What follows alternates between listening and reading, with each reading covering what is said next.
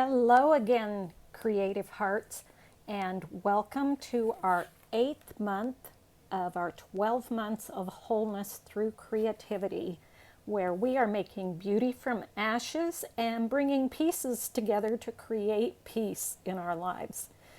The creative process is a great healer of everything from our everyday stress to trauma in our lives. And so we are working on different projects and techniques each month that are going to help bring healing in our life, as well as having fun and creating useful things. There is never any artistic skill needed to this, just some fun applications that we're doing. As I've said, we're in our 8th month, and so we are finishing our summertime fun time segment where we are doing less structured projects and just having a whole lot of fun and keeping it free and playful in what we're doing. No demands for perfection, no interrupting our flow with overthinking. And this month we are going to be working on free collage play. We are going to use the backgrounds that we created in our art journals with our jelly printing last month. But of course you could do collage on a blank page where you actually collage the background also and then add to it. That's just not the way that we're going to do it this time. We've got our art journals, we've got those great backgrounds. Now let's do something with them. There's only 2 real basic guidelines that we're going to use just to kind of keep some visual cohesion to our pages.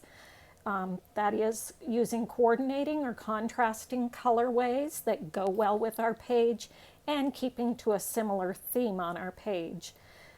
Even these can be broken, but since we're creating to help keep us calm and bring peace into our lives, we don't want to create more chaos with what we do. We just want to keep it light and fun and calming.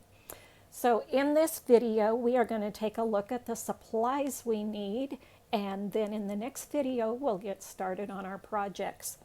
So this is paper collage, so obviously we're going to need paper, various sizes, types, and colors. The first type of paper that we may use is book or music papers, and those are considered a neutral, so they can really help bring calm to a chaotic page. The other papers we'll use will be solid or background prints that can enhance our pages, and we'll use a focal point. This is the excuse me. This is the place that our eye is drawn to, the emphasis of our page. Usually that's an image, that can be a cutout, something printed, or something that you've drawn yourself on the page. It could also be words or phrases, or words and phrases can be supporting elements to our focal point. The last thing is our final touches, and those are just little details that we add to bring emphasis or unity to our pages. It can be some doodling or marks that we make, it could be some splatters, or it could be outlining something to help bring emphasis. So 4 elements to our collage: our background, which we already have in our art journals, our supporting collage layers, and our focal point, which is the emphasis that tells the story, and our finishing touches. So let's take a look at the supplies we're going to use to create those things. The first thing is book pages, and this could be from a regular book that you have and don't care about anymore, or that you pick up at a yard sale or Goodwill or something for a quarter. And these pages, like I said, are considered neutrals. It's just the white or off-white page with the black print on it. What the page says doesn't really matter because you're usually just tearing out bits of that. You might find emphasis words sometimes that you want to use, but normally it's just a torn page, not something that can be read. But you do want to make sure that it's not something that has words you wouldn't use in real life on it that could draw attention to themselves on your page that you don't want there. It could be an old Bible. Don't use your good everyday Bible, but an old Bible you pick up used that you can tear pages out. Again, you might emphasize certain verses that you use there, or it may just be a torn part of the page. Your music can be from a music book with either just straight music or with words. This one is an old hymnal that I use a lot, but you could also use just music that has just the written music notes on it. Again, you might emphasize certain words and parts of it, or you may just tear out strips that can't be told what they are. Another place that you could get paper that isn't usually quite as neutral in background. Yes, magazines have black writing on white pages sometimes, but mostly they're glossy and have more color and picture to them. But your magazines are another place that you could get some of your background images. But that is going to be mainly a place that we could find our papers that we use for our supporting papers. So let's take a look at what those could be.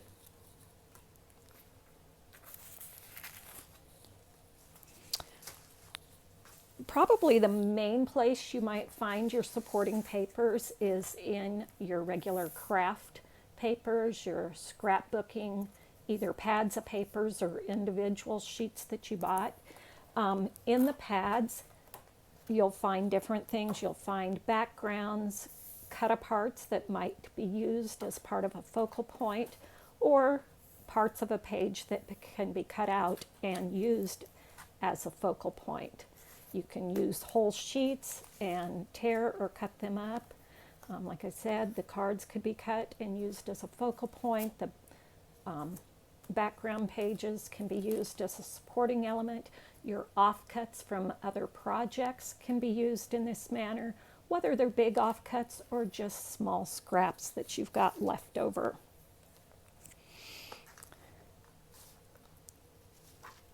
You also could use tissue paper, and this can be just plain tissue paper like this, just regular gift wrapping tissue paper that you can stamp on or draw on or color on, or you can even buy collage paper that already has designs on it that you can use in your collage work. Some of this is colored like this one. Some of them are just black and white, and you could color them yourself. The other thing you could do is stamp images or words or phrases onto a page in either black or color and cut them out and use them as either focal points or supporting elements. You can print off of the internet. There's a lot of different pages that you could print off and use as your focal point, or even in your supporting elements, you can print off patterned papers. And as I said, your magazines could be a good place to find some focal point pictures that you may want to use, or even just colorful strips. Even if you don't like the picture or something, you might like a color or a colorway in something that you could use as just your colorful strip in that. So the next thing we want to look at is what we can use for focal points. We can use ephemera or die cuts, different colors, different sizes, different themes, all kinds of different pre-made ephemera can be purchased and used. I like using these paper dolls a lot. You can use faces and people that you find in magazines. This one's got some glitter added to it, a little extra. These ones are cut out of acetate, plastic type things. As we said, we can use stamps of images or words or phrases.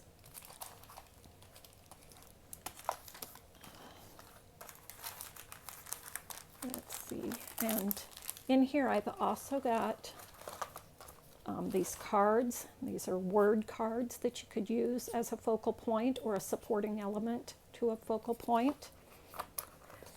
You can also create your own words with letter stickers that you can spell out different words you want, or as this one is, I've got the year in numbers in there.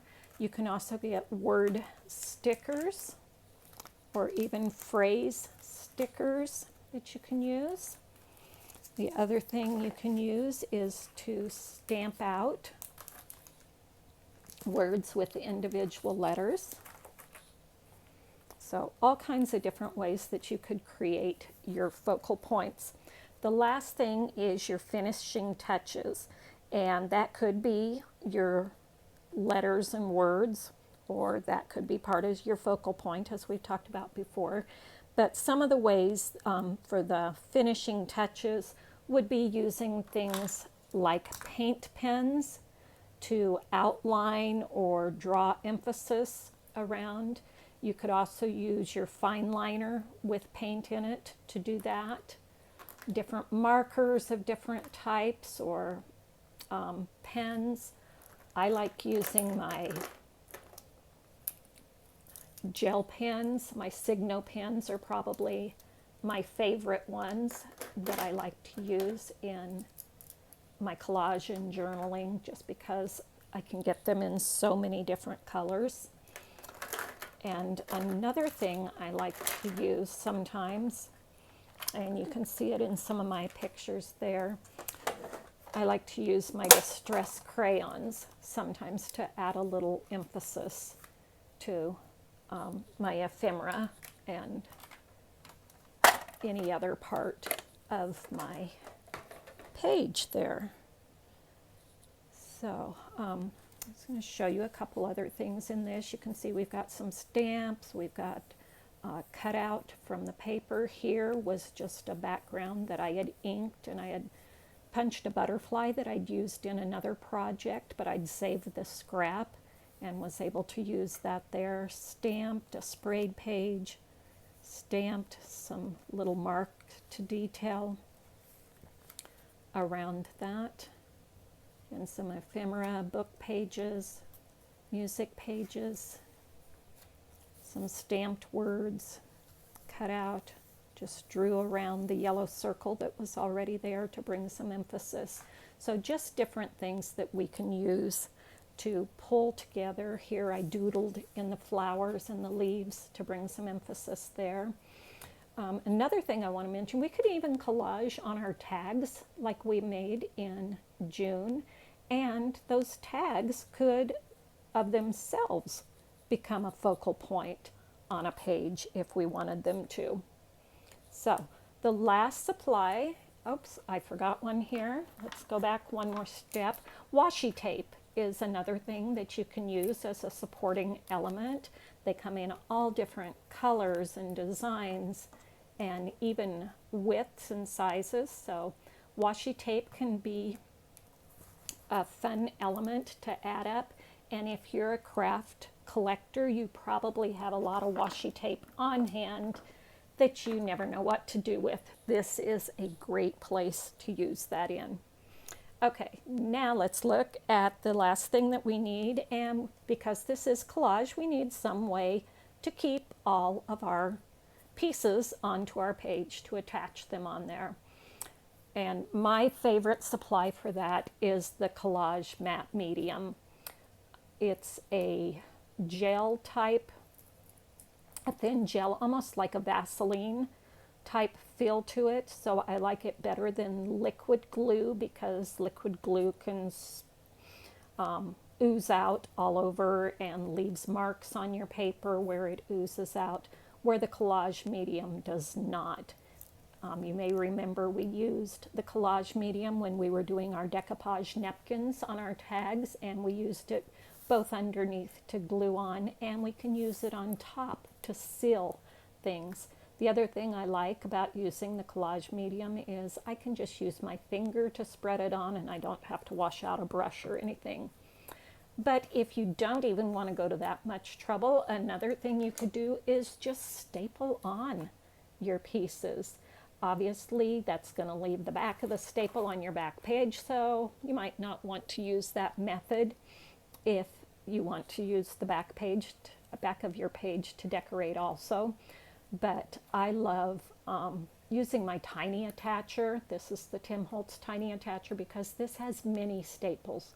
They're not as wide as regular staples, and I just find that much more visually pleasing than using a full-size stapler. So that's another option for you. The other optional item is scissors or even your paper trimmer to cut things with. If you want to cut straight lines, you can use that. But you also know that in collage, a lot of times it is ripped edges on pages, and so you may not even decide you need your scissors. So that is all you need, just some neutral papers such as book pages, some colorful papers, both background and focal images, other focal type images such as die cuts or ephemera or printouts that you've cut out, or things that you've stamped and cut out, or even things that you've drawn or painted yourself, and then some things to bring some cohesion and add some finishing touches, and your adhesive to put it all together on the page. So go gather your supplies while I make the next video where we'll cover some tips and more on just different ideas on working on our free collage play. Also, if you haven't yet, be sure to post your pictures of your art journal pages from last month into our social media groups. And until next time, I'll see you then. Go continue to create and to be freely whole.